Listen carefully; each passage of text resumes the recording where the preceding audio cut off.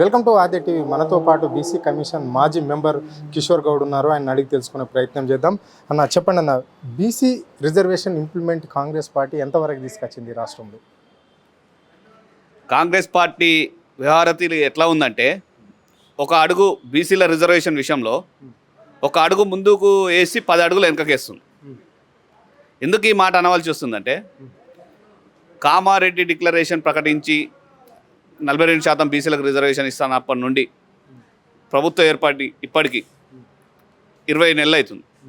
20 నెలల కాలంలో ఈ బీసీలకు 42% ఇస్తానన్న రిజర్వేషన్ల విషయంలో ఒక్క అడుగు కూడా ముందుకు పడలేదు. ఇగో అని కులగాన చేస్తున్నాము, మేము దేశానికి ఆదర్శంగా ఉంటాము, మొత్తం రోల్ మోడల్ తెలంగాణ కులగాన అని చెప్పి కులగాన చేస్తే అది తప్పుల తడక.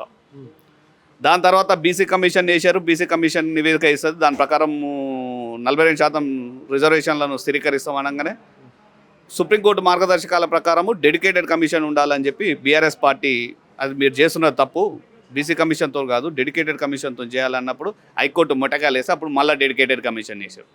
ఆ డెడికేటెడ్ కమిషన్కి ఏం గైడ్లైన్స్ ఇచ్చారో, ఏమి మ్యాన్ పవర్ ఇచ్చారో ఏమో తెలియదు. అది ఇప్పటివరకు ఆ రిపోర్టు బయటికే రాలేదు. దాని తర్వాత అదావుదిగా ఆ రిపోర్ట్ను కులగాన దాన్ని అసెంబ్లీలో పెట్టారు, తీర్మానం చేశారు. తీర్మానం చేసినప్పుడు చెప్పినాం బీఆర్ఎస్ పార్టీ పక్షాన, మీరు చిత్తశుద్ధితో చేయండి, ఏదో రాజకీయ కోణంలో ఓటు బ్యాంకులు రాజకీయాల కోసమో లేకపోతే మోసం చేసే విధంగా బీసీలను అట్లా చేయకండి, ఒక చిత్తశుద్ధితో చేయండి, బీసీలకు లబ్ధి కొనేటట్టు చేయండి. మా పార్టీగా ప్రతిపక్షంగా బీఆర్ఎస్ పార్టీ మీకు ఎప్పుడు తోడుగా ఉంటుంది, మద్దతుగా ఉంటుంది అని చెప్పి దీన్ని పార్లమెంటుకు తీసుకుపోవడం కోసం ఢిల్లీలో చేయాలి. దానికోసం అఖిలపక్షాన్ని తీసుకుపోండి, మనం మీ అందరం వస్తాము, మద్దతు చేద్దాము, ప్రధానమంత్రిని నిలదీద్దామని బీఆర్ఎస్ పార్టీ ఆ రోజు అసెంబ్లీలో చెప్పింది.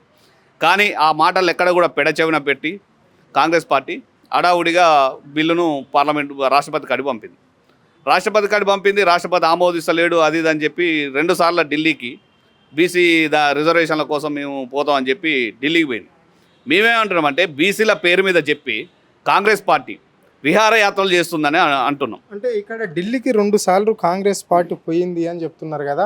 అంటే అఖిల పక్షం ఇక్కడ ఒప్పుకున్న తర్వాత ఎందుకు ఇక్కడ నుంచి తీసుకోకపోలేకపోయింది వాళ్ళను? అందరికంటే మీ పార్టీకి సంబంధించి మీకు వినతి పత్రం రాలేదా, మీరు రావచ్చు కదా బీఆర్ఎస్ నుంచి అని చెప్పేసి, వాళ్ళే ఏదో బీసీలను మొప్పించే విధంగా ఢిల్లీలో ధర్నా చేసి ఈరోజు చేతులు ఎత్తేసింది కాంగ్రెస్ పార్టీ. మళ్ళీ ఒక మాట ముఖ్యమంత్రి కూడా ఒక మాట అంటున్నాడు, మళ్ళీ రాహుల్ గాంధీ ఎప్పుడైతే ప్రధానమంత్రి అవుతాడో ఈ రాష్ట్రానికి దేశానికి ప్రధానమంత్రి అయినప్పుడు తప్పకుండా బీసీ కులగాన చేసి తీరుతామంటుండు. మరి ఎట్లా చూస్తారు దీన్ని? ఇప్పుడు మేము అందుకే అంటున్నాము, కాంగ్రెస్ పార్టీకి రిజర్వేషన్లు అమలు చేయాలన్న చిత్తశుద్ధి అసలే లేదు. చిత్తశుద్ధి ఉంటే ఇప్పుడు ఆడ ఎక్కడ ఉంది, ప్రధానమంత్రికి ఆడ ఉన్నది, ప్రధానమంత్రిని ఒప్పియాలి. ప్రధానమంత్రి ఒప్పియాలంటే కాంగ్రెస్ పార్టీ ఒక్కరు ఒప్పుకుంటాడా? అఖిలపక్షం తీసుకుపోవాలి. అఖిలపక్షాన్ని తీసుకుపోయి మా రాష్ట్రంలో అన్ని పార్టీలు ఒకే అభిప్రాయంతో ఉన్నాయి, బీసీలకు 42% ఇవ్వడానికి అందరూ కూడా సిద్ధంగా ఉన్నారు. కాబట్టి ఇది అందరు రాష్ట్రం, మనకు పక్కన తమిళనాడు రాష్ట్రం రోల్ మోడల్గా కనిపిస్తుంది. అక్కడ 69% రిజర్వేషన్ అమలవుతుంది. జయలలిత గారు దాదాపు 2 నెలల పాటు ఢిల్లీలో ఉండి ఈ రిజర్వేషన్లు అమలయ్యే వరకు నేను ఢిల్లీ వదిలిపెట్టి పోను, ఇక్కడ నుండే కార్యకలాపాలు నిర్వహిస్తానని చెప్పి ఒక చిత్తశుద్ధితోని ఒక దీక్ష తీసుకొని ఆమె ఆ విధంగా చేయడంతో కేంద్ర ప్రభుత్వం దిగొచ్చి ఆ రోజు 9వ షెడ్యూల్లో పెట్టింది. అది మనకు కళ్ళ ముంగట రోల్ మోడల్ కనిపిస్తుంది. అట్లాంటిది అని వదిలిపెట్టి నేను ఒక్కనే పోతా, బీఆర్ఎస్ పార్టీ రావద్దు, బీజేపీ పార్టీ రావద్దు, కమ్యూనిస్ట్ పార్టీ రావద్దు, ఏ పార్టీలు రావద్దు, క్రెడిట్ నాకే రావాలన్న ఒక కుట్రతోని, ప్లస్ బీసీలకి రిజర్వేషన్లు అమలు కావద్దు, ఇది కావద్దు అనే ఒక కుట్రతోని కాంగ్రెస్ పార్టీ నాయకులు ఈరోజు వ్యవహరిస్తున్నారు. ప్లస్ వాళ్ళు 2 సార్లు ధర్నా చేసిరు.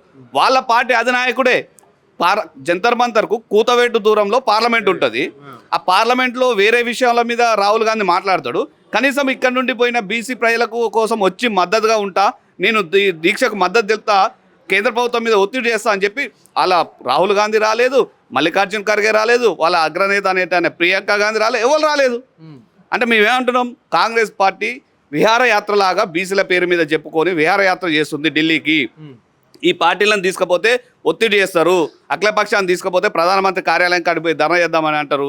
ప్రధానమంత్రితోని ఈ చోటాబాయ్ బడేబాయ్ కలిసి వాళ్ళ ఒక కుట్రతోని ప్రధానమంత్రిని ఒక మాట అనకుండా, ఆయన దగ్గర ఆయన పేరు పోగొట్టుకోకుండా కావాలని బీసీలను మోసం చేసే విధంగా మేము ఇన్నిసార్లు చిత్తశుద్ధితో చేసినాం, ఇన్నిసార్లు మేము ఆడపోయి ధర్నా చేసినాం, కానీ కావట్లేదన్న ఒక కుట్రతోని ఈరోజు వ్యవహరిస్తుందని మేము తెలియజేస్తున్నాం. అంటే ఇక్కడ బీసీల ఓట్లతోనే అధికారంలోకి వచ్చినా అని చెప్పేసి ముఖ్యమంత్రి పలుమార్లు కూడా చెప్పడం అనేది జరిగింది.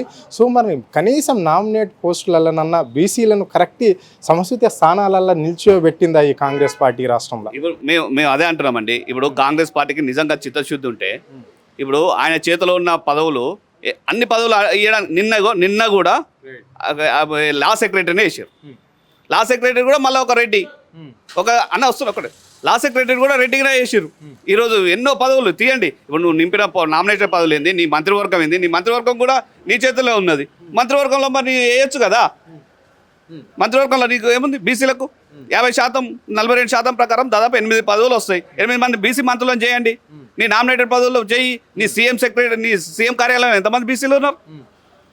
కాబట్టి ఎక్కడ కూడా వీళ్ళకు చిత్తశుద్ధి లేదు. ఆర్టీఏ కమిషన్లు వేసాం, మొన్న 6 ఆర్టీఏ కమిషన్లు వేసినాం, ఒక్క బీసీ లేడు. లా సెక్రటరీ వేస్తే లేడు, అడ్వకేట్ జనరల్ వేస్తే లేడు. ఎక్కడ కూడా ఏ పదవిలో కూడా ఎక్కడ కూడా బీసీలో లేరు. ఏమైనా ఎక్కడ కూడా ఏదది ఒక 3-4 ఇచ్చిర్రు కథమే. ఇప్పుడు నువ్వు తీయమనండి. ఇప్పుడు కాంగ్రెస్ పార్టీ ఒక్కటే ప్రశ్నిస్తున్నాం, మీరు చిత్తశుద్ధి ఉంది, బీసీలకు మేము రోల్ మోడల్ అది అని రాహుల్ గాంధీ ఆడ బీఆర్ల రాజ్యాంగం పట్టుకొని తిరుగుతుంది కదా. ఈ రోజు నువ్వు నీ ప్రభుత్వం ఏర్పడ్డప్పటి నుండి ఇప్పటివరకు ఎన్ని నామినేటెడ్ పదవులు నింపావు? ఇందులో ఎస్సీలకు ఎంత, ఎస్టీలకు ఎంత, బీసీలకు ఎన్ని తీసినావు, నీ వేరే కమ్యూనిటీకి ఎన్ని తీసినావు తీయండి. మేము ఏమంటున్నామంటే ఎవరి వాటా ఏందో వారికి, ఎవరి జనాభా ప్రకారం వారికి ఇవ్వండి. ఒకరిది గుంజుకొని ఏమంటలేం. ఎవరి జనాభా ఎంత ఉందో వారికి ప్రాతినిధ్యం ఇవ్వండి, వారికి అవకాశం కల్పించండి అని మేము అడుగుతున్నాం. సామాజిక న్యాయం నువ్వే అంటున్నావు కదా, సామాజిక న్యాయం కాంగ్రెస్తోనే సాధ్యం. ఏది సామాజిక న్యాయం? మరి ఆర్టీఏ కమిషన్లు వేస్తే 6 ఆర్టీఏ కమిషన్లు వేస్తే ఒక్కరన్నా బీసీలు లేరా అండి? ఈ రాష్ట్రంలో ఆర్టీఏ కమిషన్లకు ఎలిజిబుల్ అయిన బీసీలు లేరా? చివరిగా చెప్పండి, ఇక్కడ స్థానిక సంస్థల ఎన్నికలు పెట్టే ఆలోచనలో ప్రభుత్వం ఉందా? పెడితే ఏ పార్టీ మధ్యలో పోటీ ఉంటుంది? అంటే బీఆర్ఎస్ బీజేపీకి ఉంటుందా, బీజేపీ కాంగ్రెస్కి ఉంటుందా, లేకుంటే కాంగ్రెస్కు బీఆర్ఎస్కి ఉంటుందా? ఇప్పుడు ఫస్ట్ ఈ ప్రభుత్వానికి ప్రజల మీద విశ్వాసం లేదు. ప్రజలు ఓట్లు వేస్తారు, మా పార్టీ మంచిగా చేస్తుంది, లేకపోతే మేము ఎన్నికల్లో ఇచ్చిన హామీలను 6 గ్యారెంటీలు ఏదైతే 420 హామీలు అమలు చేసి చిత్తశుద్ధితో ఉంటే బాజాప్తుగా ఎన్నికలకు పోతుంది. ప్రజాక్షేత్రంలో ప్రజల యొక్క అభిప్రాయాన్ని తీసుకుంటారు. ప్రజలే న్యాయ నిర్ణేతలు ఈ రాజ్యాంగంలో. కానీ ఆ భయంతోనే ఈరోజు ఎన్నికలకు పోవాలంటే చాలా భయపడుతుంది. ఎన్నికలకు పోతే ఓడిపోతాము, మేము ఇచ్చిన హామీలను ఒక్కడు కూడా అటు అన్ని వర్గాల ప్రజలను మోసం చేశారు. వాళ్ళందరూ కూడా ఆగ్రహంతో ఉన్నారు. కాబట్టి దానికోసమే ఈరోజు ఎన్నికలకు పోవాలంటే వివిధ కుంటి సాకులు చెప్తూ రేపు మాపు అని అంటారు. అయినప్పటికీ తప్పకుండా కోర్టు తీర్పు ప్రకారము, కోర్టు ఇచ్చిన డైరెక్షన్ ప్రకారం తప్పకుండా రేపు ఎన్నికలకు పోవాల్సి వస్తుంది.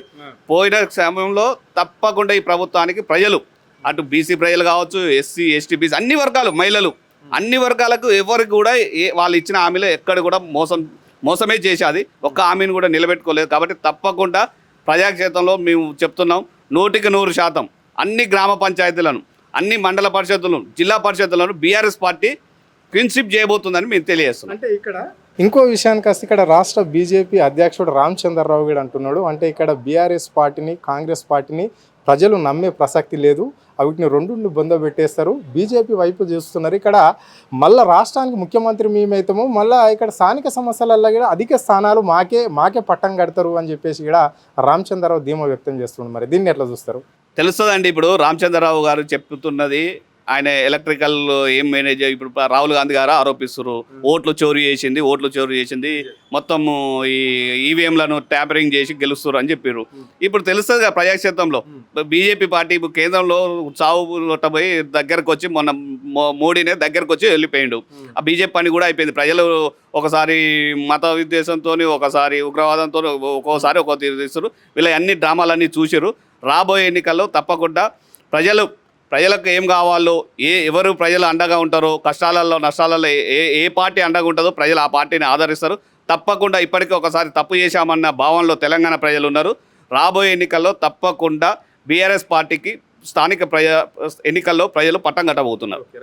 ఇది పరిస్థితి. అంటే ఈ రాష్ట్రంలో మాత్రము బీఆర్ఎస్ పార్టీకి మాత్రమే పట్టం కట్టే ఆలోచనలో ప్రజలు ఉన్నారు. కాంగ్రెస్కు బీజేపీకి మాత్రము డిపాజిట్ గల్లంతయ్యే పరిస్థితి ఉంటుంది స్థానిక సమస్యలలో అని చెప్పేసి కూడా ఆయన స్పష్టంగా చెప్పడం అనేది జరిగింది. ఎందుకంటే బీసీ కులగాన చేసి మళ్ళీ బీసీలకు రిజర్వేషన్ అన్నారు, అట్లా మాట తప్పిరు. 6 గ్యారంటీలు అన్నది కాంగ్రెస్ పార్టీ.